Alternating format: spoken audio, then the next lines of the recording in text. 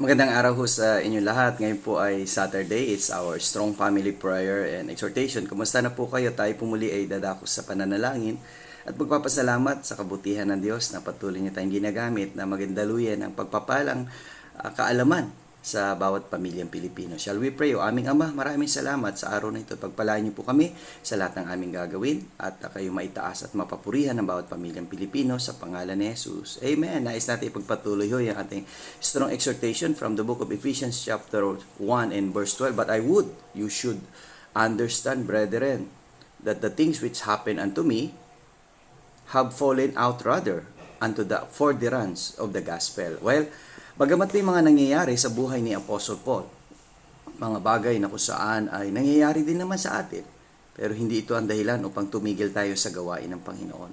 Kailangan magpatuloy tayo, magpahayag tayo ng Ebanghelyong kaalaman mula sa salita ng Diyos na si Jesucristo ang tagapagligtas. Si Jesucristo lamang ang daan, ang katotohanan at ang buhay, at walang makaparuroon sa Ama kung hindi sa pamamagitan niya. Kaibigan, kung hindi mo pa tinatanggap si Jesucristo, tanggapin mo na siya ngayon na iyong maging Panginoon at tagapagligtas at tumalikod ka sa iyong mga kasalanan, sumunod sa kanyang kalooban. Okay?